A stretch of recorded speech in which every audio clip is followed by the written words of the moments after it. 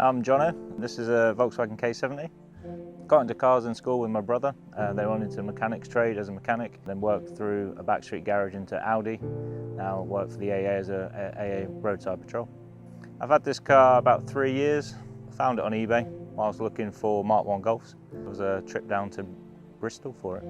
Recently got the car, it barely run, not much of an exhaust, but yeah, so it was quite poor condition mechanically with some rust when I first got it. What I've done to the vehicle is mainly to get it so it's turnkey basically, so rebuilt the carburetor, been through most of the engine, the wiring, the exhaust, the rust, and just touch up here and there and made it as it is so you can turn the key and it will start and drive.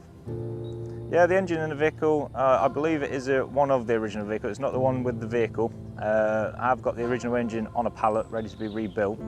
It is Volkswagen's first ever water-cooled engine, 1.6 inline 4-cylinder, double overhead cam and 4-speed gearbox, manual, inboard brake discs.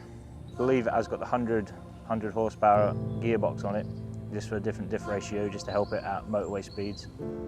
The interior is vinyl interior, it is as the vehicle came with.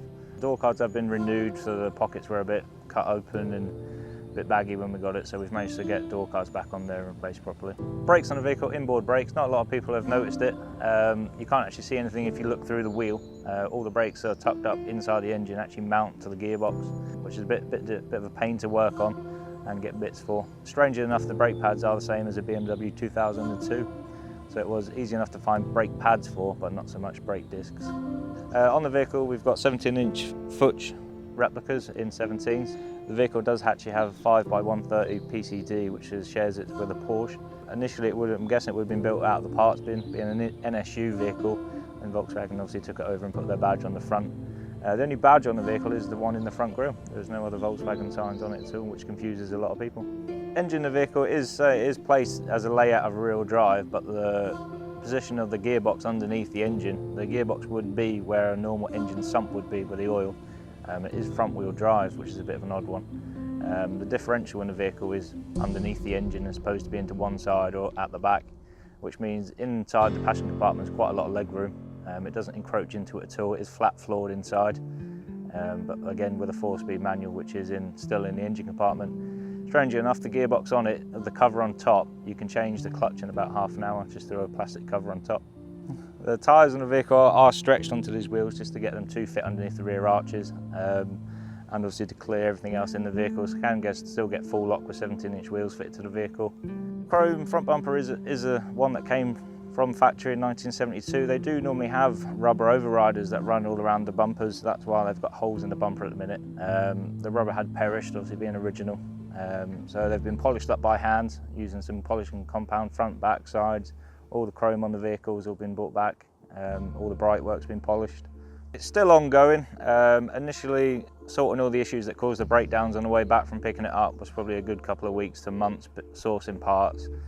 Rebuild kit for the carburetor was like a 2-month wait, trying to find an exhaust to fit and stuff like that. So in 3 years I've had it, it's still ongoing now, sourcing little technical bits for it.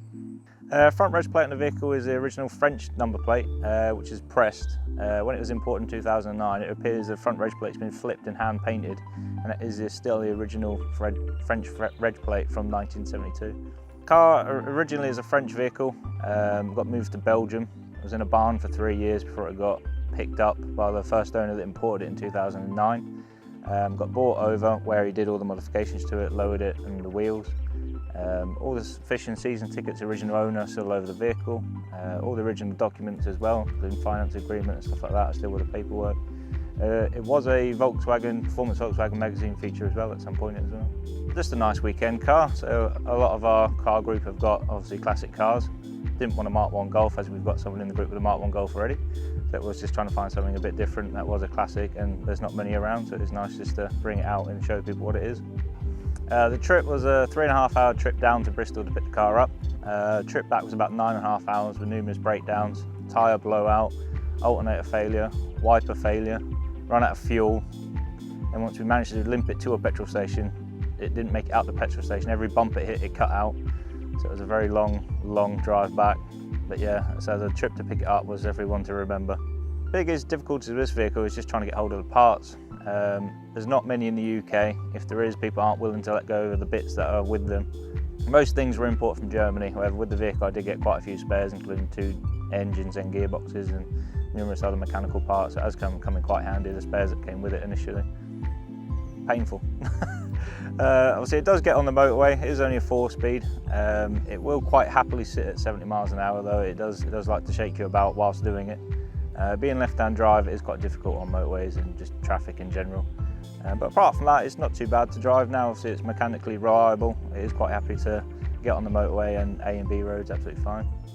Top speed, I say it's been at 70. I wouldn't want to take it any faster. It is like shuttle re-entry, but that's about it, to be fair. I had a strange incident in a retail park. I've pulled up, I've gone in, done what I had to do, come out, and I've had a 15 to 20 minute conversation with the gentleman about the car, how he liked it, how he used to have one back when he was younger. Talking to him, I say 15-20 minutes, until he asked, obviously, you know, what is it, and I told him it's a Volkswagen, and he spun on his heel and walked away. He was on about Ford Cortinas the entire time, and he thought it was a Ford, which a lot of people do get confused between this and a Ford Cortina, strangely enough.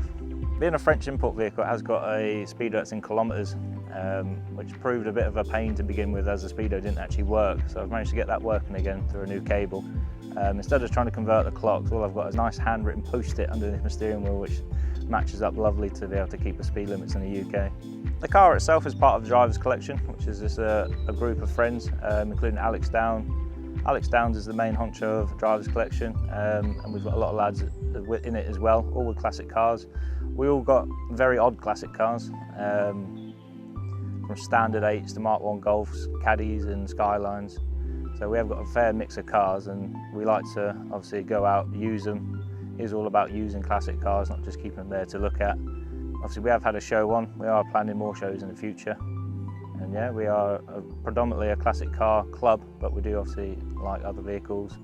It's special to me just being what it is and how many are left of them, and then obviously the fact that it was definitely a trip to go and retrieve it. I think the trip getting it was a thing that cemented it in me, for me, just the dedication of getting it back to Sheffield, limping it home with support of Alex as well. And then just the fact that it puts a smile on your face every time you bring it out and people have a chat with you about it, and it's just nice to bring it out.